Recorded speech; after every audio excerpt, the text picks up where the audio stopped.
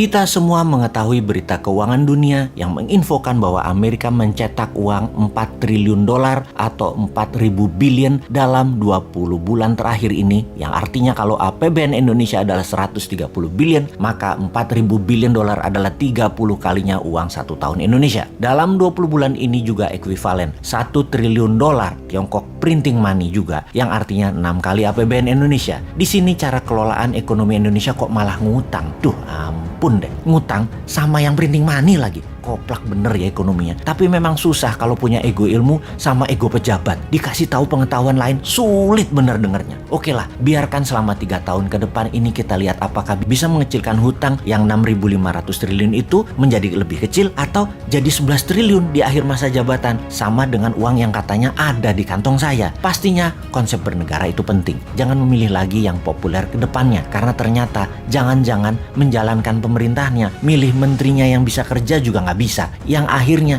dia lagi yang ditunjuk untuk menyelesaikan proyek mercusuarnya. Coba lihat dengan seksama siapa yang bisa bertanding di tahun 2024. Semuanya dirinci. Bisakah membuat rupiah ke 10.000 terhadap dolar? Bisakah membangun tanpa pinjaman IMF dan pinjaman Tiongkok? Bisakah membuat Indonesia menjadi raja ASEAN di tahun 2035? Bisakah mensejajarkan Indonesia dengan Tiongkok dan Amerika di tahun 2045? Apa konsep ekonominya? Apa konsep pertahanan wilayahnya? Pasti nggak ada. Sebutkan 3 gubernur yang populer saat ini di survei terdepan. Mampu nggak dia? Coba tanya incumbent yang saat ini jadi menteri yang beberapanya cukup genit untuk menari di tahun 2024. Sekarang ngapain aja mereka? Lalu di tahun 2024 nanti mereka ngapain? Rasanya sulit membuat Indonesia menjadi superpower kalau mereka-mereka ini yang menjabat. Ini pertanyaan dan pernyataan loh. Tapi mereka harus buktikan dengan konsep-konsep mereka itu. Atau sisi lain, oposisinya. Siapa yang akan menari di tahun 2024 dari oposisi saat ini? Apa konsep luar negerinya? Timnya siapa saja? New Mind setidaknya ada 5 orang yang sudah dijual tampang mereka dikemas dalam promosi workshop. Mau tahu 100 orang lainnya lagi? Perlahan New Mind akan pajang siapa saja mereka dan silakan menilai. Pastinya mereknya bukan dari oposisi, bukan dari incumbent. Fresh, segar, dan New Mind. Kita belajar banyak 7 tahun ini, belajar banyak 20 tahun ini, dan sadar ternyata genre atau aliran politik 20 tahun terakhir tidak membuat Indonesia berdaulat. Jadi apapun yang berbau aliran gaya 20 tahun terakhir pemerintahannya, harap jangan dikasih peluang lagi.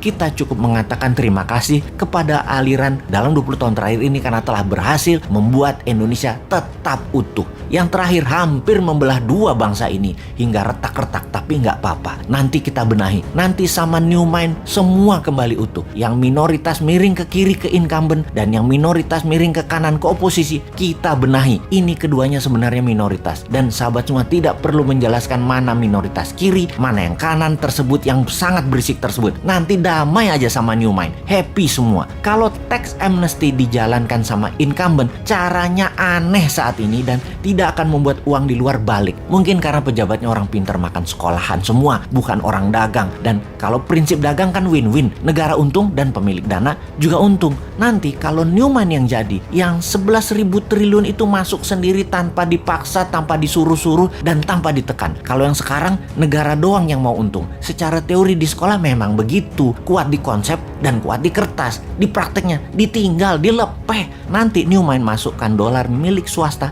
ke tanah air dengan lebih cantik. Nggak galak, nggak pakai buzzer, nggak naikkan pajak, nggak ada framing dan kriminalisasi. Kita main cantik, semua happy. Mau tahu caranya? Nanti di 2024 kita praktekkan.